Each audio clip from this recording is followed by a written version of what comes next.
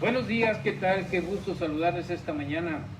Hoy es viernes 12 de noviembre y como siempre reiteramos la invitación para que todos juntos hagamos radio en este espacio de a primera voz en plataformas digitales y siempre será bienvenido su comentario, su opinión, su disposición por hacer de la cultura de la opinión una cultura de todos, así que sean bienvenidos. Nuestra línea telefónica está lista, 6671-8492-85, repito la línea telefónica, 6671-8492-85. Lucendo Torre, buenos días. Buenos días, mi querido compañeros de mesa, hasta donde llegue la señal en Facebook. Pues hoy es día del cartero, del empleado postal, aquel que nos llevaba noticias. Desafortunadamente hoy llevan recibo de cobros. Pero bueno, nuestro amigo César Ochoa Medina, que también es el cartero aquí en la colonia universitaria, pues ya sembró su sobre y espera cosechar, mi querido. Bueno, pues espero que sea buena cosecha contigo, ¿no? Si lo digo es porque ya lo hice. Ajá. Bueno, esta mañana con nosotros Isaac López Bañuelos. Isaac, buenos días. Buenos días, Rosendo. Buenos días, maestro. Saludos a todo el auditorio, a quienes siguen en las redes sociales. Una mañana agradable, no está muy fresca como la de ayer, pero está agradable. Muy bien, bueno, pues Quirino Ordaz no se va a escapar. Bueno, ya no se escapó, ya lo traen en la mirilla. Piden que, porque creo que la propuesta va a llegar al Senado para que sea reconocido como representante de México en el extranjero, como embajador en España. Bueno, pues Quirino Ordaz ahorita ya está pensando si va a ser posible sortear esa bardita que le pusieron, ese empedrado que le pusieron, solo porque asistió a la boda. Creo que están exagerando, Hay argumentos en pro y en contra, Víctor Hugo. Primero le aplicaron cuando solicita a su partido autorización para irse en la representación diplomática, se la negaron, siendo que cuando estaba la campaña lo pusieron como ejemplo de compromiso y de entrega a la causa de la justicia social.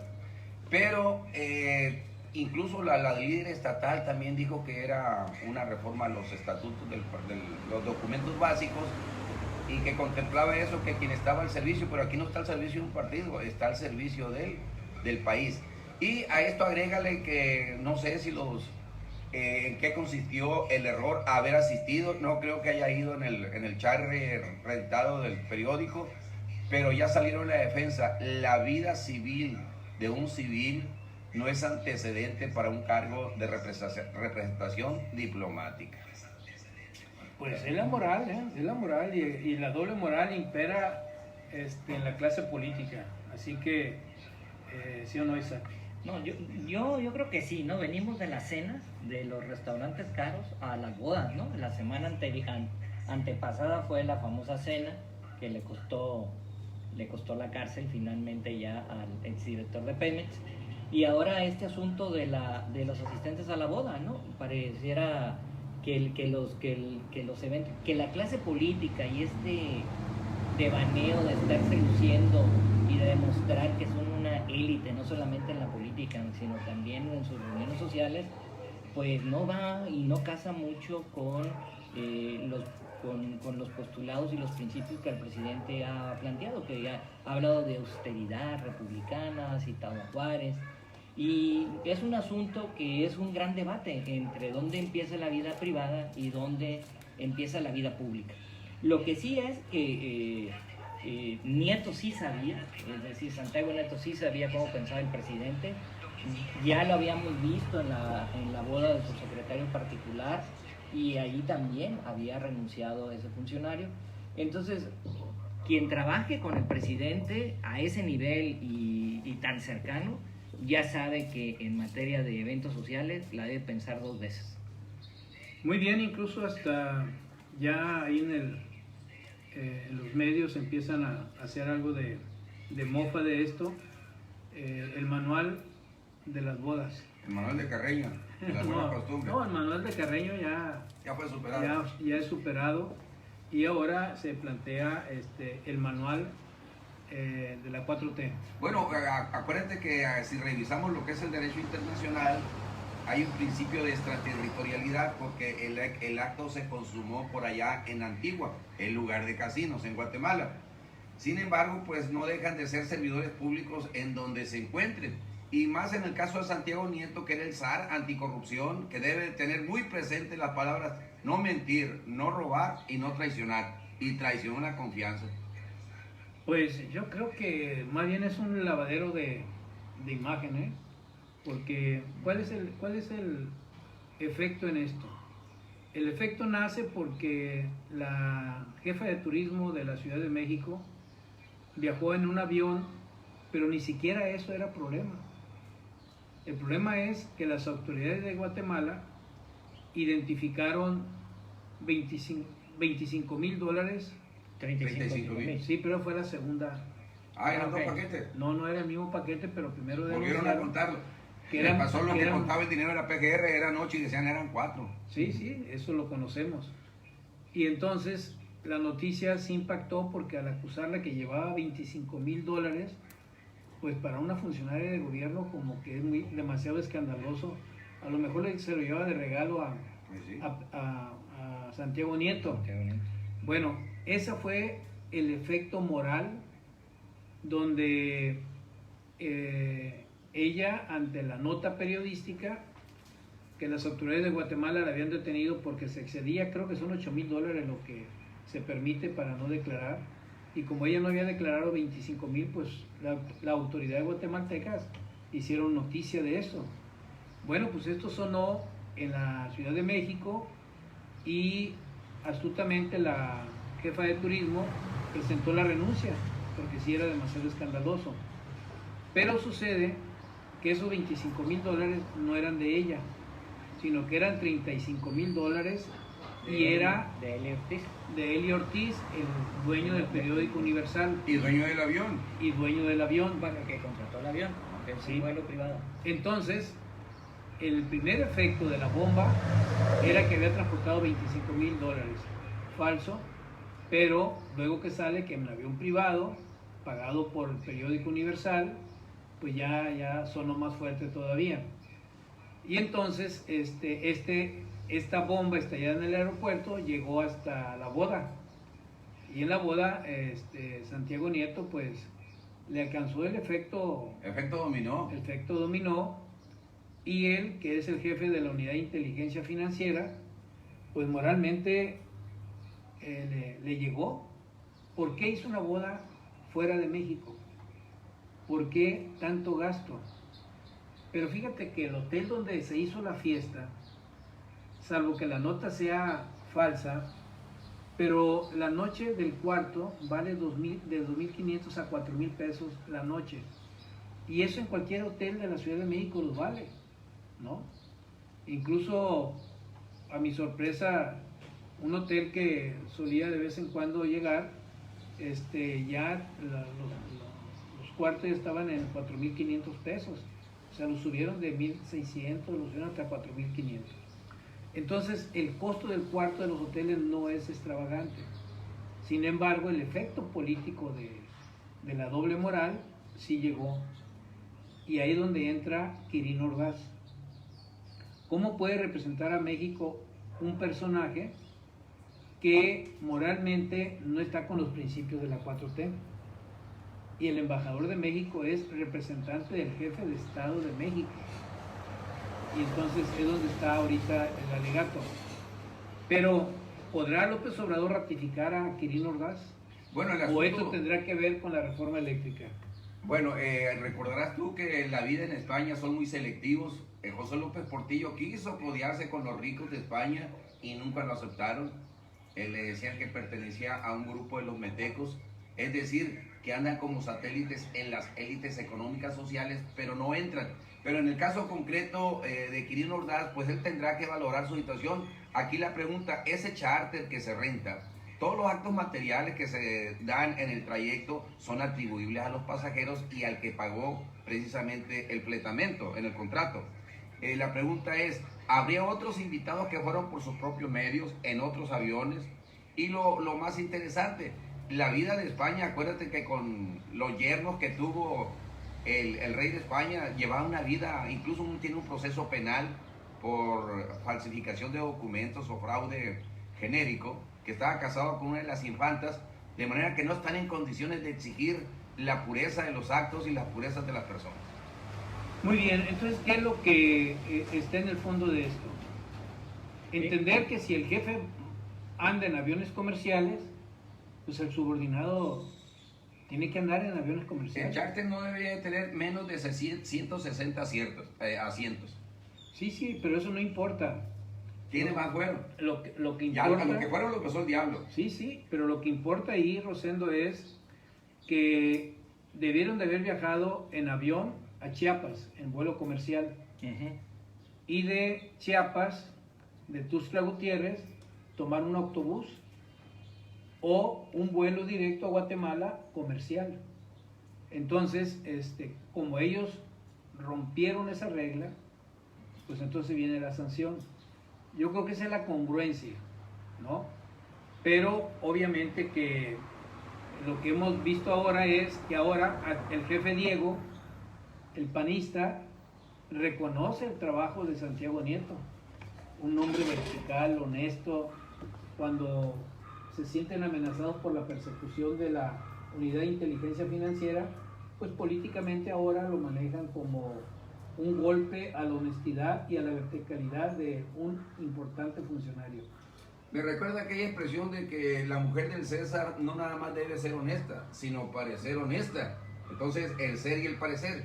Pero fíjate que también salió en su defensa de Santiago Nieto esta senadora que ya no sé qué partido es, Lili Telles. Ahora sí ya lo quitaron, Panista. era lo que querían, dijo. Panista. Creo que esta parte de parecerlo y serlo es importante. Si uno va y analiza el perfil de la clase política anterior al régimen López Obradorista, por decirlo de alguna manera, pues era muy marcado entre lo que debería ser y lo que era.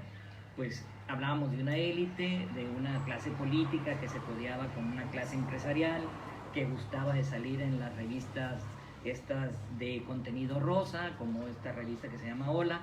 Y creo que el presidente ha sido muy claro y muy consistente en plantear precisamente un ejercicio de gobierno que proyecte austeridad ante un país que más de la mitad de su población está en extrema pobreza. Ahora, sobre Santiago Nieto, la biografía es muy interesante, porque en el gobierno anterior de Peña Nieto, precisamente él fue el encargado de destapar el escándalo de Odebrecht, el que nos tiene ahorita a todo mundo pendiente de si el presidente va a actuar o no va a actuar en contra de esta pirámide que es el exdirector de Pemex, que es apenas la punta del iceberg.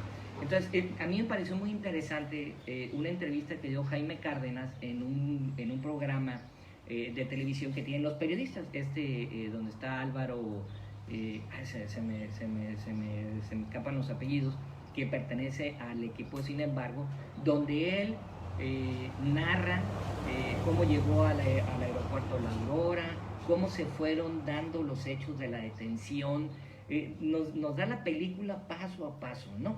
Y también habrá que conectar esto, donde él dice pues que le parece excesivo, pero que bueno, de alguna u otra manera son las reglas, y que Morena debería de rescatar como un cuadro importante a Santiago Nieto. Por cierto, Santiago Nieto fue su asesor cuando él fue consejero del IFE, de Jaime Cárdenas. Y Jaime Cárdenas da una serie de personajes muy interesantes. Recordemos que la esposa de Santiago Nieto está muy ligada al periodo panista de Felipe Calderón, es consejera ciudadana del INE, o sea, no es cualquier personaje, o sea, nos estamos concentrando en Santiago Nieto, y la esposa Carla Humphrey va a jugar un rol muy importante en las próximas elecciones del 2022 y las del 2024. ¿Y qué pasa ahí?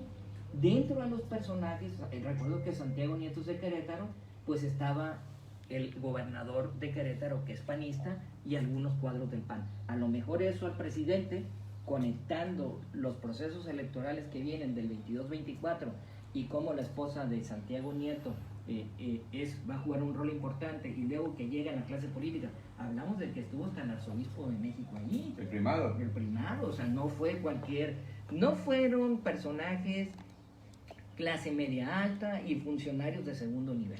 Estamos hablando que estaba el presidente y dueño de un grupo muy importante como es el Universal, y había personajes, bueno, hasta Quirino Ordaz Coppel estuvo ahí. Son 8 de la mañana con, ¿cuántos minutos, Isaac? 16. Con 16 minutos. Muy bien. Pues esa es la historia de la moral que hoy cruza nuestro país. Y es que esto no se hablaba. ¿Se acuerdan el lema de Miguel de la Madrid? Renovación moral. ¿Se acuerdan? Desde entonces viene la renovación. Sí, pero esto agarraron para la picarada, ¿no? Se retransformaron. No, hombre. A ver, Echeverría era arriba y adelante. Arriba y adelante. López Portillo era. López Portillo, la solución somos todos. La solución somos todos. Y bueno, después de la solución somos todos y el robo somos todos, llega en la Madrid con la renovación moral. Exactamente. Entonces, desde 1982, nuestro país entró con el discurso de la renovación moral de la sociedad. Pero en realidad fue un detonante. Primero se decía que la clase política priista era corrupta hasta las cachas, y ahí estaban los ejemplos de la ley de Herodes.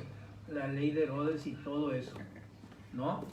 Viejos líderes sindicales. Sí, una corrupción total. Bueno, eso inspiró a Miguel de la Madrid, que inauguraba el ingreso de lo que conocimos como la clase tecnocrática al poder, ¿no? Los tecnócratas. Y con él se inauguraba la presencia de los que estudiaban fuera del país, ¿no? Recuerden que Carlos Salinas de Gortari, Los harvarianos. ¿no? Y llegan los cuadros técnicos que estudian economía, porque aunque Miguel de la Madrid viene de una formación de abogado, su trayectoria la hace en Hacienda, en conocer los números, y luego ya llegará toda una serie de cuadros que vienen de fuera y que estudian economía. Es como la formación de cuadros militares que los forman, los instruyen, los capacitan y los dirigen por las escuelas de armas norteamericanas. La West Point. Y que traen una consigna muy concreta: eliminar cualquier viso de terrorismo o de socialismo o de todo lo que suene a ismos. En ese sentido, los militares están muy unificados. Si no, pregúntenle por qué se vino Cienfuegos y lo dejaron intocable. No le tocaron una pluma al águila. Bueno, pues exactamente igual la escuela tecnocrática norteamericana, formadora de líderes políticos en el mundo, formaron esta casta de tecnócratas mexicanos para venir a gobernar a México. Y ahí es donde entra la revolución, la renovación moral. ¿Qué significaba? ¿Cuál fue el mensaje? El mensaje fue que hay que terminar con las prácticas corruptas del país. ¿Y cuál es el resultado 40 años después de ese discurso? Bueno, sí, 40 años después. El resultado es que la clase tecnocrática formada en Estados Unidos resultó más corrupta todavía que la clase política del priismo viejo. Corregidos y aumentados. Fíjate que los males del pasado no sirven para justificar los del presente. Pero yo recuerdo que en los jardines de Luxemburgo hay un que otro castillo y te decían, mira, aquí la realeza, antes de que el pueblo tomara por asalto la Bastilla y todos esos castillos, se daban unos estados orgiásticos, hasta venía el Papa. Bueno, aquí en Antigua Guatemala estuvo el representante primado de la Iglesia de México, y duraban horas, días las fiestas, dice. Los criados, la servidumbre, tendría que cambiar cada rato los baños, todo, porque no se cansaban. Entonces, los estados orgiásticos de diversión al extremo vienen desde la humanidad misma. Y bueno, esos placeres de los que combaten los hedonistas, o mejor dicho, los hedonistas los defienden, se siguen presentando. ¿Será eso algo de la condición humana? Bueno, si le quieres atribuir a los genes, ¿no? Ahí está la historia. Ahí está, sí, ahí está la No, historia. sin duda alguna es un gran debate, este debate entre la vida pública y la vida privada, dónde termina una y dónde inicia la otra. Me parece que al margen de lo que de todo lo que se ha dicho, que ok, Santiago Nieto pudo haber ahorrado y se puede gastar el dinero en lo que él quiere y tener la boda que él quiera, me parece que el argumento que está previo y que el argumento, perdón, que el presidente quiere mandar como mensaje, que es un mensaje muy claro, de cierta austeridad elemental, es decir, en lo privado puedes hacer muchas cosas, pero eres un funcionario público y la vida pública debe tener, te guste o no te guste, representas al Estado, es decir, hay instituciones, pero esas instituciones las dirigen hombres y mujeres, y proyectar esta idea de tener prudencia ante un país que tiene las condiciones sociales que tiene nuestro país, a mí en lo personal me gusta. Pero sin embargo se corre un riesgo. Son las reglas. Santiago Nieto, así como destapó toda la cloaca que hubo con Peña Nieto, porque precisamente se inició una serie de persecución en su contra, pues hoy ya desbancado, ojalá y que no vuelva a hacer la catarsis, porque si traicionó una vez, puede traicionar dos veces. Y por lo que respecta a la esposa, ahí no fue luna de miel, fue luna de hiel. Qué amargura, qué tristeza. Ella es del IFE, y acuérdate que al IFE le acaban de reducir 4.967 millones de pesos en su presupuesto, y ya amenazó diciendo, no se va a organizar, preparar, desarrollar y calificar la consulta del 2022, porque ese dinero que le reducen estaba destinado para eso. A lo de la revocación de mandato. Por cierto, un último dato, para nada más contextualizar otra vez. Si bien es cierto que Santiago Nieto viene de la administración de Peña Nieto y estaba investigando, pues que era el fiscal finalmente de delitos electorales, estaba cuando Peña Nieto lo corre porque está investigando los dineros que le llegó a través del exdirector de Pemex, quien lleva y lo presenta con López Obrador es Marcelo Ebrard, un personaje que también quiere ser candidato en el 2024. Claro. Nada más para ponerme en contexto. Pero ahí es lo que, y hay que afirmarlo. Si tú eres funcionario de gobierno, debes de tener conocimiento del mensaje de la autoridad superior. Claro. Y si te sales del ABC, te toca castigo. El premio a lo mejor no llega por ser igual que ellos, pero el castigo sí llega, y este fue el ejemplo que hemos observado. Y hay que tomar en cuenta que el presidente actuó con mucha precisión y enérgico, porque iba a comparecer precisamente ante el Consejo de Seguridad de la ONU, y uno de los ejes centrales que estaba proponiendo era el combate a la corrupción, de tal manera que tenía que hacer un acto que sentara un precedente, y bueno, ahí le sirvió de ejemplo. Yo lo que me pregunto es, si yo voy al aeropuerto y me encuentro con López Obrador, que me lo encontré en el aeropuerto de la ciudad de Hermosillo, y pero era candidato, ¿no? Sí, lo saludamos y platicamos, pero ya como presidente de la República, cuando se mete al aeropuerto, crea un cisma, ¿no? Es el presidente que va a subirse a un avión como cualquier ciudadano. Llega, se sube. Y sin Estado Mayor, ¿verdad? Sin Estado Mayor, el Estado Mayor ya se eliminó. Entonces, es el único presidente del mundo, porque en Montevideo lo hacía, ¿cómo se llama este presidente? El señor que traía un Volkswagen. ¿Sí? Ahorita acuérdense rápido. Entonces, López Obrador también lo hace. ¿Hasta dónde debe de protegerse a un secretario, a un presidente de la República, como para hacer la parafernalia de hasta comprar un súper gigante costoso avión, ¿no? Para que José Mujica. Y ¿hasta dónde?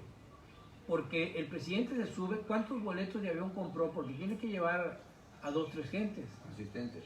Pero ¿sabes cuántos personas le acompañaron al presidente a Washington, a la reunión del Consejo de Seguridad? ¿No más de 6?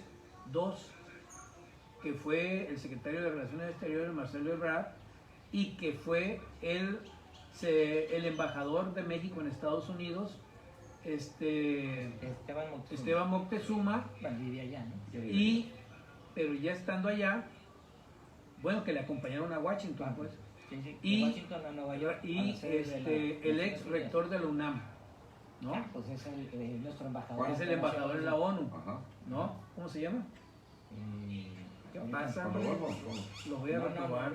Juan Ramón de la Juan Fuente. Ramón de la Fuente. Exacto. Ponme el 10 pues. Ya. No, por Médico psiquiatra. por haberte retardado te voy a dar un 8. Muy bien. Entonces, fueron los únicos. No hubo cena, no hubo paseo, no hubo... Pero lo pasearon en la mula, se veía una, no era limusina, era una especie de Cheyenne blindada negra. No sé si es del servicio secreto de Estados Unidos. Sí, sí, no, porque ya. se dice, una vez que llega al país, ya estás en manos del servicio secreto. Del servicio secreto de los Estados Unidos. Pero este acto,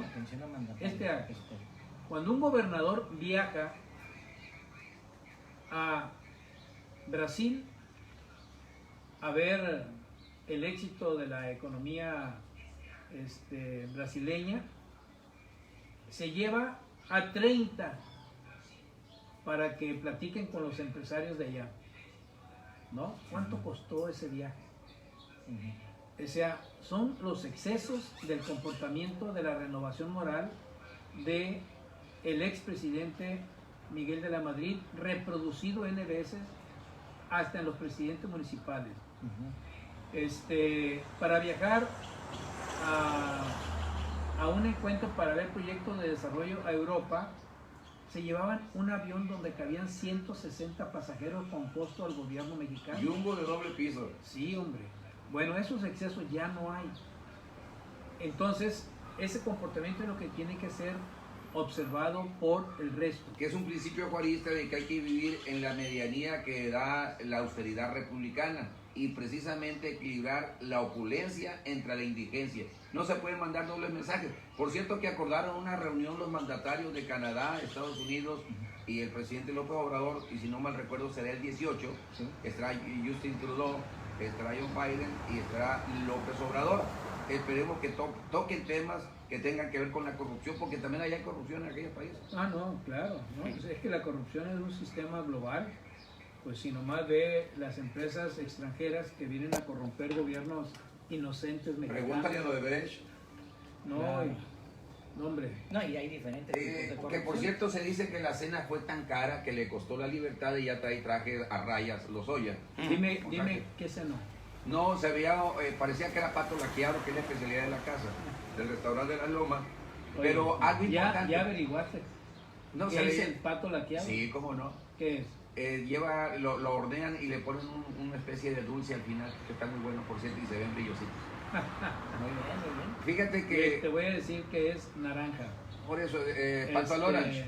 Me sí, recuerda en la cuando... comida china le llaman pato a la naranja. Ajá, Pero como hay que presumir, le llaman pato laqueado. ajá. ¿Qué es lo que pidió en su cena recién ingresado Lozoya? ¿Qué pidió? ¿Pato laqueado? No, ahí le ¿Cuál tocó es? yegua. Legua laqueada. Yegua es lo que dan la cárcel en los sistemas penitenciarios, así se le denomina la comida. Caldo. Es caldo con hueso. Yegua la verdura. huella, la yegua la yegua. Yegua. Muy bien. Bueno, déjenme ser un poquito más terrenal ahora. Está la revolución de los trabajadores del sector salud. Ayer se incorporaron también los trabajadores del Hospital General de Culiacán y bloquearon la calle principal, la Ignacio Aldama, con el fin de meter presión al reclamo.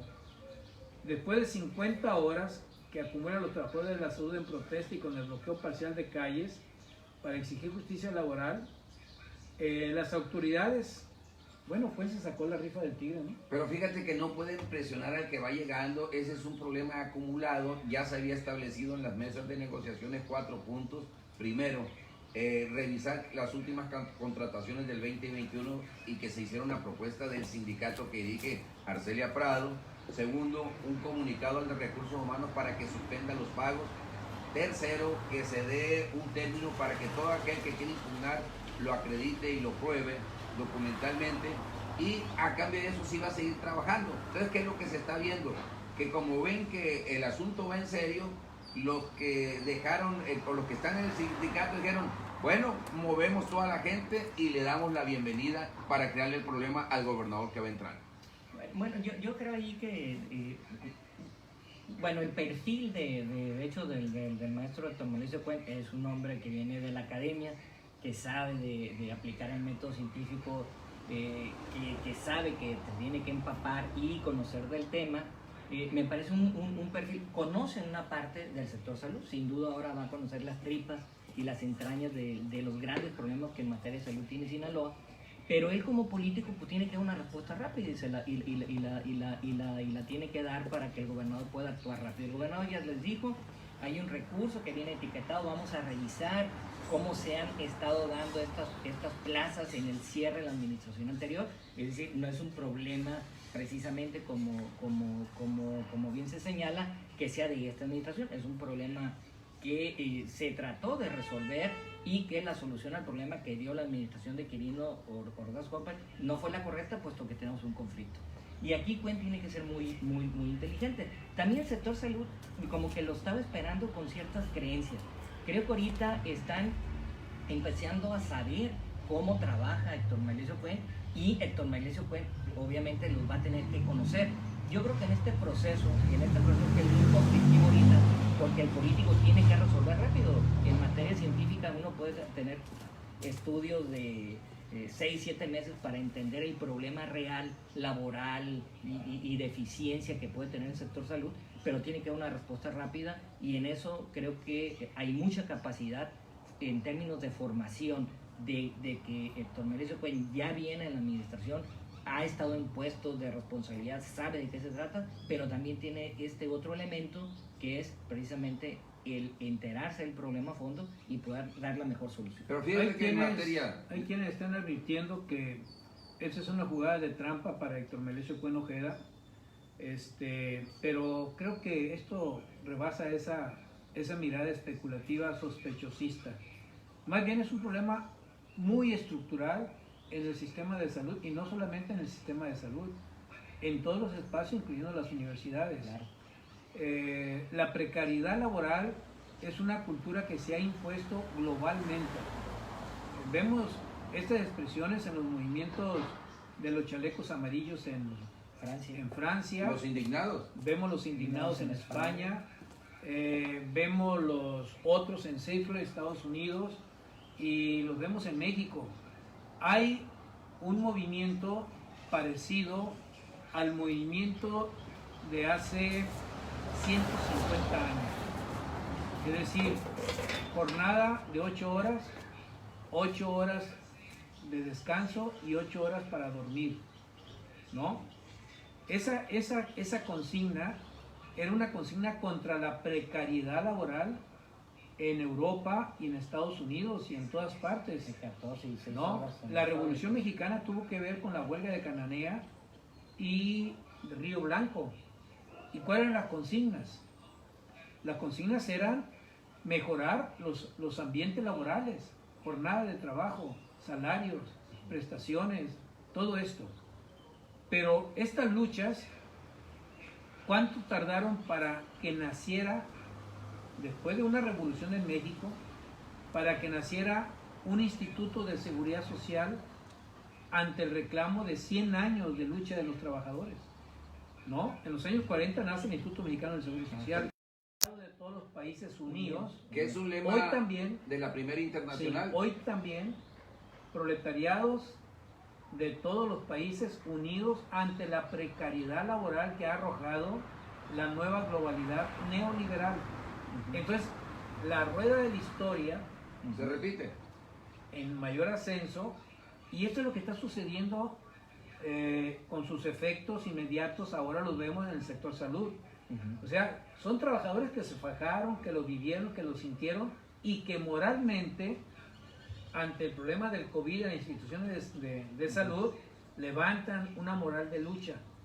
Ahora, hay que recordar que esto fue reclamado, el paro de los trabajadores del Hospital de la Mujer fue antes de que llegara Rocha. Tomaron las calles y todo, como diciendo, antes de que se vaya, que nos cumpla lo que prometió. Pues Quirino Ordaz se fue y no cumplió. Rubén Rocha Moya llega y creo que ya dio una buena alternativa. Siempre en la política, en las negociaciones, lo que no puede resolver ahora plantéalo como una divisa posible en el mediano o corto plazo. ¿Qué es lo que planteó Rocha? Sí, vamos a basificar y vamos a esperar el recurso para el sector salud. Y si no alcanza, lo va a poner el gobierno del estado. En enero, ya, o sea, ya fijó posición Rubén Rocha como gobernador de Sinaloa. El problema de los trabajadores de salud lo vamos a resolver en enero. Quiere decir que la mesa de negociaciones que encabeza Héctor Meneses Cuen ahora para atender el conflicto del sector salud es poner los adoquines suficientes, duros, firmes, para que esta protesta, sin intención de reprimirla, socavarla, enterrarla, con promesas falsas y todo eso, vamos resolviendo. Basificación, criterios de basificación. ¿No? Escalafón, antigüedad y preparación. Sí, todo eso hay que juntar, pero bien decía Isaac, me parece adecuado. Tienes que hacer un estudio diagnóstico de la condición para no caer en las trampas de la inmediatez. Están preparados, creo que Rubén Rocha Moya es un hombre muy preparado para atender conflictos y Héctor Meneses Cuen Ojeda es otro hombre muy preparado para enfrentar conflictos y resolverlos. Yo creo que en todo momento hay una ebullición, hay un estallido y hay una cresta del problema y a lo mejor estamos viviendo la cresta que bajará hacia las soluciones. Me imagino eso. Fíjate que en las mantas que se observan ahí en el Hospital General dice contrato precariato. ¿Sí? No le veía yo las primeras letras y dije, bueno, veo mal o qué quiere decir, pero ahí está, es una expresión universal ahorita que es parte de los movimientos laborales que están dando. Y obviamente que aquí en este asunto están las estrategias para abordar el problema. Ya todo lo que ustedes mencionaron está el ofrecimiento de basificación. Tú no puedes dar lo que no tienes y se le dice claramente, creo que van sobre el 1,200 ahorita, pero el universo es de 3,000 o 3,500. Como ya se repartieron plazas, Víctor Hugo, y hay que cuidar las espaldas, si tú ya estás perdido, si perdiste una elección, dice, bueno, armo la revolución primero, pues para que no se llegue a la basificación. Entonces es muy probable que la otra parte que se está viendo, que fue rebasada, esté generando el conflicto para hacerlo insalvable y de esa manera se retransformaría. Muy bien, bueno, pues estamos ya, diríamos, en la cresta del problema y obviamente plazas ya asignadas, plaza ya no las quitan. No, parte de la negociación, la pueden liquidar. fíjate bien, parte de la negociación es revisar el otorgamiento de plazas 2021 y si no se cumplieron los procedimientos escalafonarios o que hay en el contrato colectivo, va para atrás. Por lo pronto se le suspende el pago a aquellos que tenían ese beneficio. Por eso, pero ya entra un conflicto de tribunal laboral. Sí, pero acuérdate que todas esas plazas fueron, la gente impugnó y mientras estén impugnadas no surten efectos de propiedad. Bueno, esa es la defensa y eso es correcto. Por eso les digo, estamos llegando a la cresta del problema. ¿Cómo lo miramos y cómo lo resolvemos? Entonces, imagínate tú, con el ascenso de Rocha como gobernador, la burocracia de confianza en el gobierno del estado de Sinaloa oscila alrededor de los 50,000 trabajadores. Imagina que Rubén Rocha Moya diga, toda la nómina de confianza sale, 50,000 gentes sin empleo. Lo que les costaría la rescisión. Sí. Luego viene las demandas, porque aunque seas trabajador de confianza, Tienen los mismos derechos. Tiene los mismos derechos que un sindicalizado de reclamar la permanencia. Y diría Rocha, está bien, lo liquidamos a los 50,000, no tienes dinero para eso. Claro. Ahorita ocupa 2,867 millones de pesos para cerrar el ejercicio fiscal de este año. Y Por eso, estamos en la discusión. por eso yo creo que es bueno, es malo, creo que es bueno. Para la administración de Rocha es bueno que estallen los conflictos al inicio, ¿no? Y descubrirlos hasta dónde son intencionalmente creados para buscar ventajas de unos cuantos o hasta dónde es real el sentido que es peor traerlos arrastrando durante la gestión. Entonces el sector salud, que había estado abandonado por sistemas de hospitales, plazas, Que no tenían ni seguridad social. además hay un sector en todas las instituciones que carecen de Cuidan seguridad la social. salud y carecen de ella. Exacto. No Bien. tienen, exactamente. Isaac, Bueno, yo en este sentido, yo veo muy afortunado que haya llegado un perfil como el de Héctor Melesio Cuen en la Secretaría de Salud. Es alguien que está formado, si uno revisa la biografía en términos de administración pública de Héctor Melesio Cuen, pues vayámonos a los conflictos que tuvo cuando fue presidente municipal y cómo solucionó muchos de ellos. Ahora el gobernador está de su lado, en ese momento el gobernador no era de su lado, ¿no? Maloba no había una buena química por cuestiones de otro tipo. Pero creo que Rocha depositó en alguien con grandes capacidades, es decir, eso es alguien que rápidamente se empapa y indiscutiblemente un funcionario público tiene que lidiar con problemas públicos. O sea, no hay ningún funcionario público que llegue y que diga aquí todo es miel sobre hojuelas. Y tiene un reto. Si de aquí a febrero del año que entra Héctor Melesio Cuen, contra capacidad que debe estar totalmente concentrado en eso, logra tener una ruta de salida, ya sea para ir administrando una solución estructural del problema de salud en Sinaloa, será la mejor carta de presentación, el mejor bautizo que pudo haber tenido y sin lugar a dudas va a marcar un precedente de lo más que va a poder hacer en la Secretaría. Pero si alguien conoce el marco jurídico sindical es el gobernador Víctor Hugo. Él viene de un sindicato muy combativo como lo fue el Suntuaz y sabe de negociaciones, sabe de prestaciones laborales, sabe de los principios que debe de regir precisamente ese órgano de defensa de los trabajadores. Y en el caso del maestro Héctor Melesio Cuen, él viene precisamente, supo hacer trato, dio su lugar al sindicato y no creo que los vayan a sorprender en estrategias de ese tipo para fortalecer liderazgos viejos. Es decir, cómo ellos pueden renovarse y aprovecharse de las circunstancias, los líderes que ya fueron depuestos. Muy bien, bueno, pues felicidades a Sara Bruna Quiñones Estrada. De 39 diputados que estaban en la sesión, faltó uno. No sé si es hombre o es mujer quien faltó. Pero no fue por enfermedad. No sé por qué, pero faltó. Bueno, 39 diputados asistentes. Al momento de someter a votación la terna que propuso el gobernador Rubén Rocha Moya, 39 votos por Sara Bruna. Bueno, eso significa entonces que la presencia, la percepción que logró generar en la sociedad y en los 39 diputados, porque casi es unanimidad, le faltó uno, pues surtió efectos y me gustó como dicen en Italia, actus consumatus, me gustó la respuesta que dio cuando la entrevista. Oiga, ¿usted presentía que iba a ganar? No, dice, yo desconocía. Por eso, ella es política, pues. Pues, nada más que resultara llorando de alegría. Recibí algo que no me esperaba. Wow, el perfil que por lo menos las notas periodistas le señalan de ella que es un perfil muy técnico, ¿no? Como jueza, es muy técnico. Con experiencia de Ministerio Público. Sí, claro, desde luego. Alguien que ha recorrido. Y los conflictos de interés que se denunciaron aquí. Ella nos aclaró muy fácilmente. No hay impedimento alguno en los requisitos para ser procurador de justicia o fiscal. Que tenga a alguien enfrente que sea hija y que sea juez. Así dijo. Sí. No, política. Pues sí.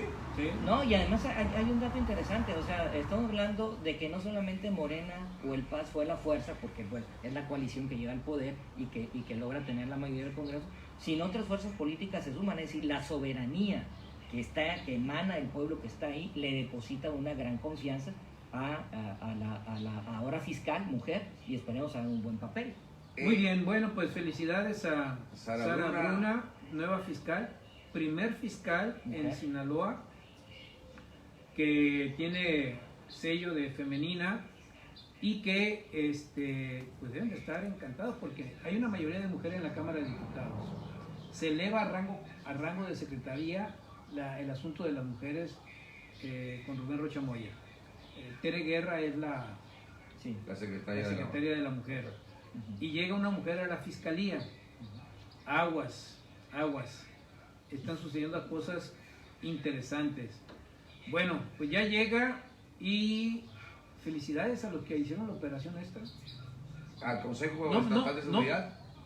A todos. A la Junta de... Como primer nivel. Política. Sí, pero los que toman... Junta de Concertación Política. No. Los operadores políticos. Pues ahí se mueven los cabilderos, ¿o qué? Ven para acá, necesito hablar contigo. Ajá. Eso. Queremos que eliminar la impunidad, sí. Ahí está la respuesta. Sí, a ver, ¿tú qué piensas? Pero lo que me incomoda, y lo digo en el más sano juicio político, que la oposición se haya silenciado y aceptado también. ¿Y ese trabajo sería del presidente de la Junta de Coordinación Política? Es que están involucrados el gobernador, los agentes externos, están involucrados la presidencia del Congreso, Feliciano Castro, Ambrosio Chávez, Ambrosio Chávez dio el presidente de la Comisión de Justicia de Asuntos Constitucionales. Están involucrados ellos. Pero la felicitación es que anularon, ¿no?, a la oposición, y ponle que los de Morena se alinearon, y ponle que los del PAS se alinearon, pero la oposición se silenció sin alternativa. Entonces, anuncian además que hay una agenda común de gobierno y oposición en la Cámara de Diputados, y eso me parece ya algo... Sí. Bueno, se pusieron de acuerdo en eliminar impunidad y corrupción, pero prepárate, faltan 3 designaciones de magistrados que ya están propuestos y siguen las comparecencias. Te doy uno. Hay que tomar en cuenta y destacar el trabajo de René Bojorquez. ¿Te parece que lo sigamos esto el martes? El presidente de la Junta, de la mesa directiva, le tomó la protesta a Sara Bruna, y fue el que le tomó la protesta también al gobernador. ¿Quién fue? El general René Bojorquez, del PAS. Del PAS. Sí, pero además le toca como comisión, ¿no? Sí, él tiene ahorita la presidencia por este tiempo. Muy bien, pues Isaac, gracias Rosendo, y a todos ustedes, sean felices, buen día, buen viernes, buen fin de semana, buen fin.